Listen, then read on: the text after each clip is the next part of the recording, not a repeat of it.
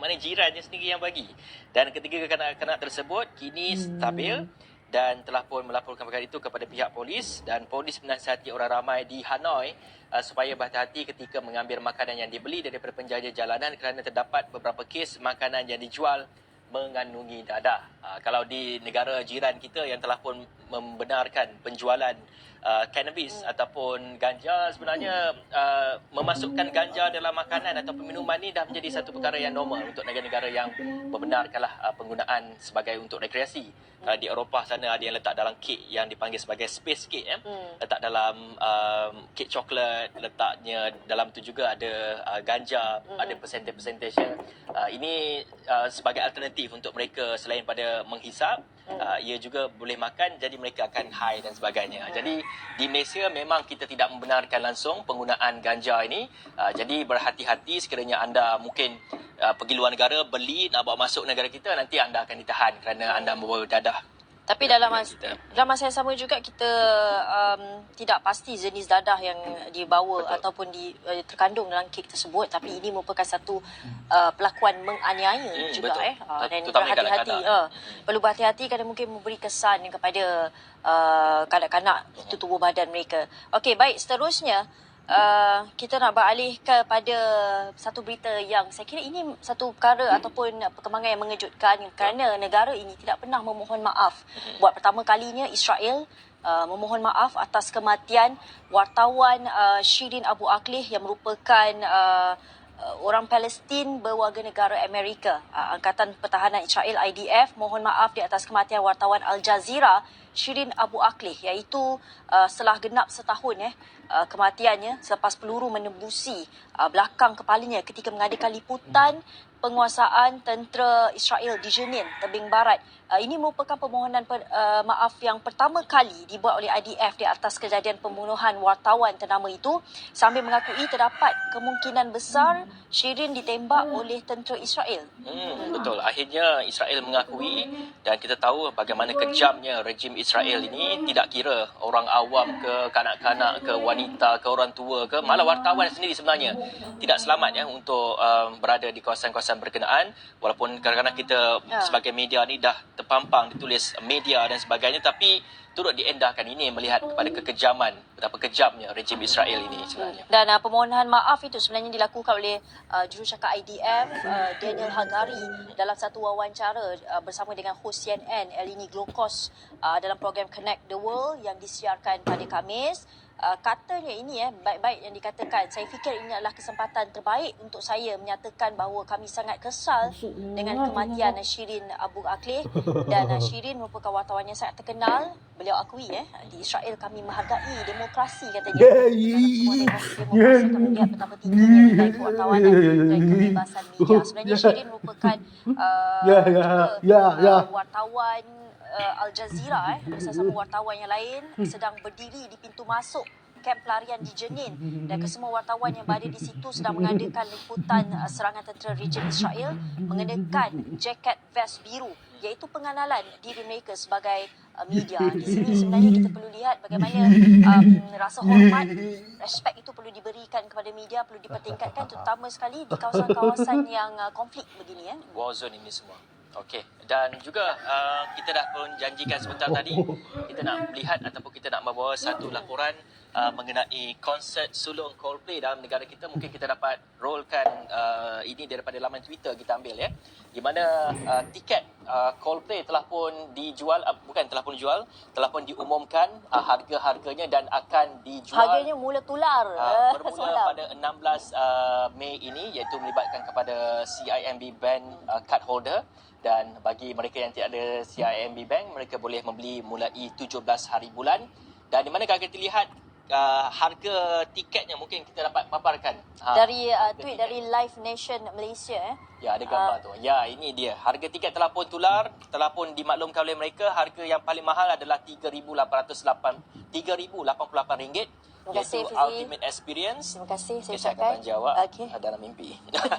Dan juga paling murah kita boleh dapat adalah di kategori 7, iaitu semurah RM228. Jadi dah boleh prepare lah duit berapa banyak semua. Kalau boleh kita beli dengan kawan secara bundle, senang. Boleh kita enjoy dengan kawan sebenarnya. Look at the stars. Kan? Look how they shine for you. Terus kan. Okey, kita dah nak kena hafal dah ni lagu Coldplay ni sebab Hafizi memang nak belanja saya. Yang paling mahal sekali kan. Boleh. 3,000 lebih.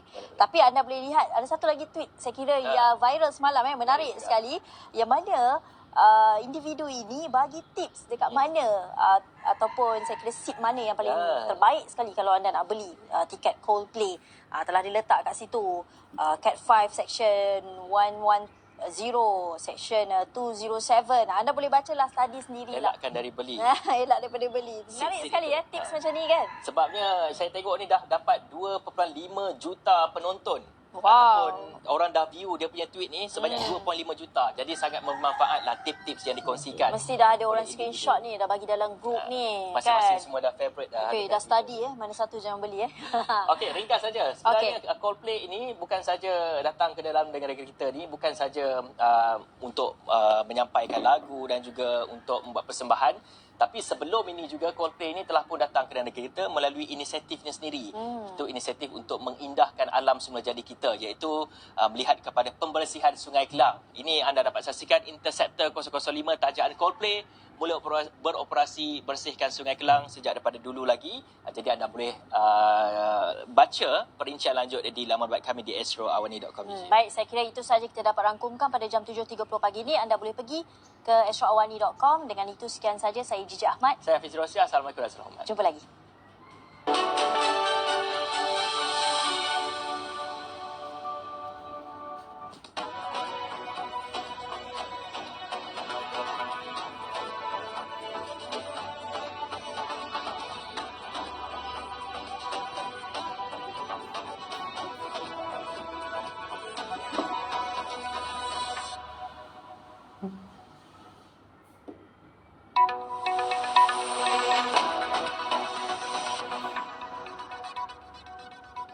Assalamualaikum dan selamat sejahtera. Anda bersama saya Nabilah Khalida dan ini Buletin Awani.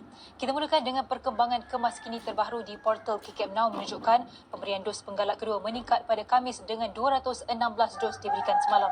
Ini menjadikan bilangan penerima dos penggalak kedua melepasi 2.5%. Ia mewakili 821,822 individu. Portal KKM Now turut mengemas kini bilangan penerima dos penggalak pertama di mana jumlahnya kini melebihi 50% berdasarkan pemberian harian 348 dos. Secara keseluruhannya, mereka yang menerima dos penggalak pertama sehingga kini berjumlah 16,332,350 individu. KKM sangat menyarankan pengambilan dos penggalak bagi individu berisiko 60 tahun dan ke atas, pesakit kronik, individu mudah mendapat jangkitan teruk COVID-19 dan individu berusia 18 tahun ke atas. Buat masa ini, suntikan dos penggalak ditawarkan di 1,293 pusat pemberian vaksin PPV di seluruh negara, iaitu di hospital dan klinik KKM serta PPV swasta. Mereka yang layak boleh mendaftar di MySejahtera untuk janji temu.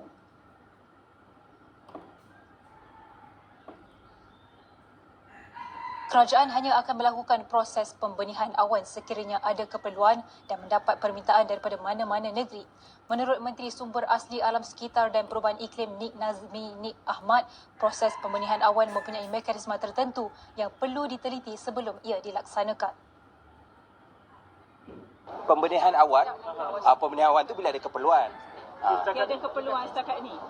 Kalau ada kementerian dia boleh raise macam di Penang hari itu, dia bangkitkan keperluan dan terus dibantu di peringkat kerajaan pusat persekutuan dan negeri lah, keperluan negeri. Ya, dia ada mekanisme dia.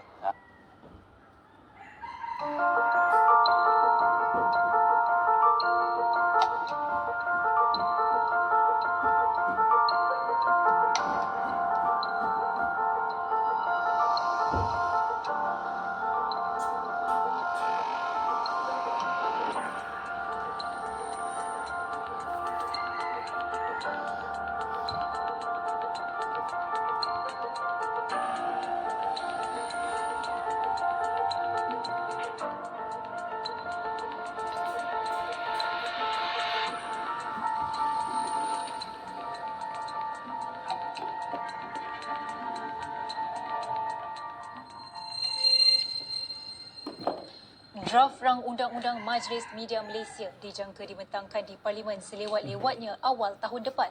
Menurut Menteri Komunikasi dan Digital Fahmi Fazil, perkara itu mengambil masa kerana terdapat beberapa proses yang perlu dilalui sebelum draft itu boleh dibawa ke Dewan Rakyat.